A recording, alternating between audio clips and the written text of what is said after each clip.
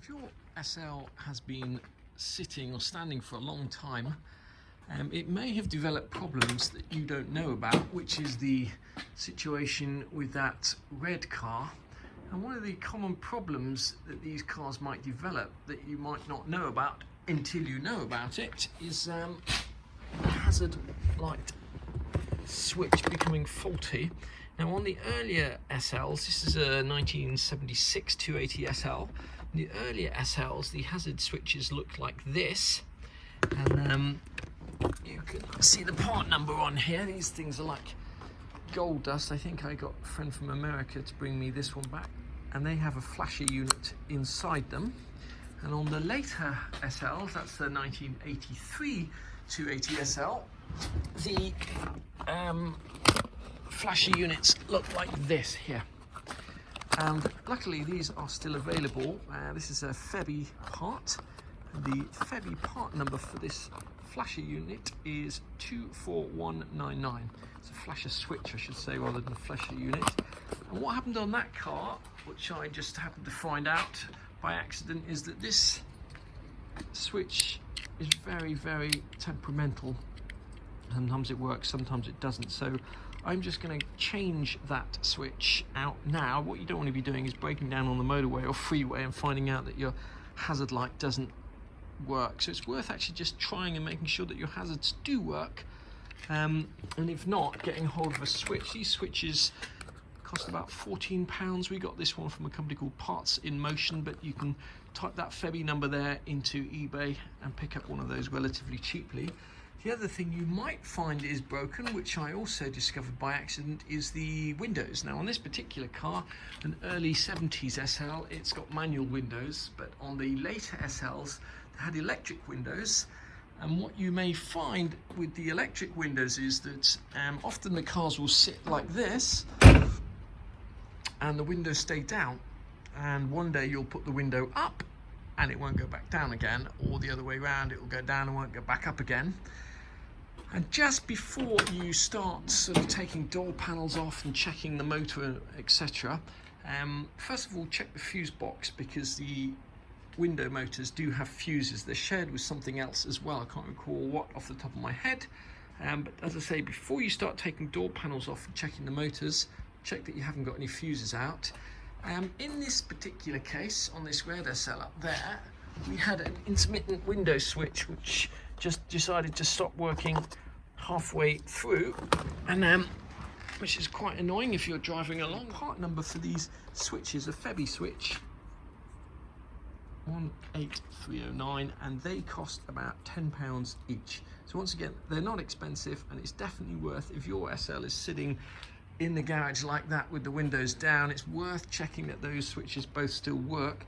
The other thing you can do, they're interchangeable, so you can, if you've got one window working and one window not working, you can swap the two switches round and ascertain if it is actually the switch or if it's something like the motor or connection. So we're just going to clamber into that car there and just remind you how to get to those switches and change them out. Okay, to change out these switches here, the first thing you need to do is take out the ashtray. It should just come straight out like so. Behind that ashtray there are two, or there should be, two Phillips screws. Just take out the two Phillips screws. And the next thing that should come out is this here is attached by a lead for the cigarette lighter. So it comes out this side first, okay? It comes out at an angle, pulling this side out first and tilts. Don't try and pull it straight out, otherwise you'll snag the plug here. Okay, so take that like that. You can see it's attached by a plug here which just pulls straight off. See behind or beneath that, two more Phillips screws. Do that off camera. This next bit's can be slightly different if you've got an automatic, which most of these cars are, but if you've got a manual, the next thing you want to do is take off this gaiter here, and it's just hooked over the plastic and should just peel off like so, all the way around, push up to the top. Okay.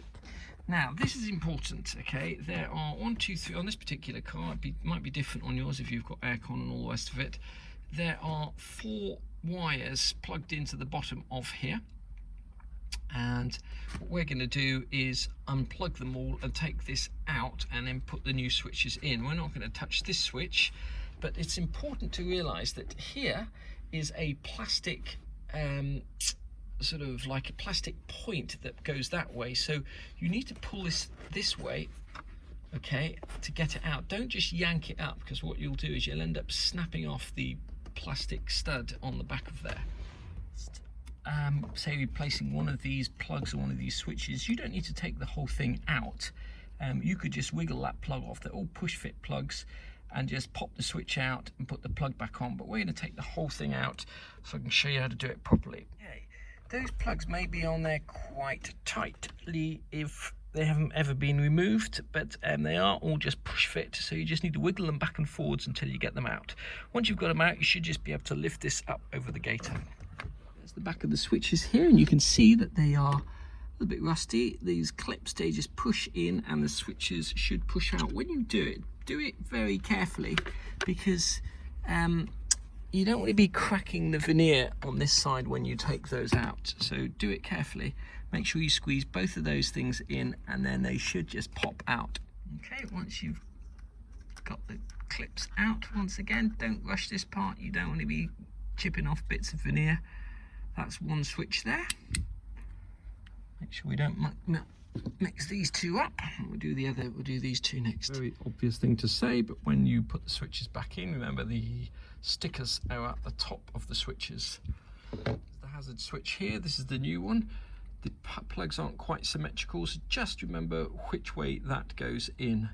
The 3 pins that are higher on this side are on the right hand side. There are tiny little bits of wood here, and you don't want to be snapping those off, so don't go forcing anything. Take it nice and easy, don't force it. Use some lubricant if you need to get those switches out without chipping the veneer. When the new switches in, they should just clip in. Now they might have to use a little bit of force, because the clips on these new switches are going to be slightly stronger than the ones that have been in here for 30 or 40 years, but that should just clip down, hopefully without breaking off these wooden tabs here.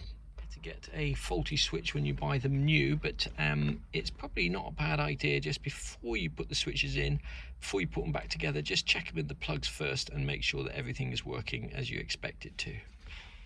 All these switches are back in, sitting flush. It's just a matter of putting this back in the car and plugging all of those plugs in. Got all the switches in. I'm just going to do a last test, make sure everything's working. That's working fine. That's working fine. Hazards. Look at that. I didn't know that the hazard light was supposed to blink like that. It didn't on the old switch, but there again. So that's all working absolutely fine. This has got a spike here that you've got to line up with the hole. So it's going to push forward that way. Once you've pushed that forward that way, those 2 holes there should align. Okay, just before you come to put the 2 screws in down here, just make sure that the cigarette lighter plug has not fallen down that hole, because if it has, you're going to have to take all the screws back out again and start fishing it out. So just make sure the plug is showing before you put the 2 screws in. 2 screws in, it's just a matter of hooking up this, remembering it comes in at this angle, and then pushing it down and screwing it in. Okay, once you've screwed that in, it will keep this centre panel in place. Should, in theory, just click straight in like so. Once you've got the ashtray in, it's just a matter of clicking this around the rubber gator around the clip, and that's it, job done. So to replace those 2 switches, as I say, we paid about £10 each for those, about £20. That one was about £14, £35 to replace those switches. But it does mean you're not going to be stranded in the rain somewhere with one of these switches giving up, or breaking down somewhere and finding out that your hazard lights don't work.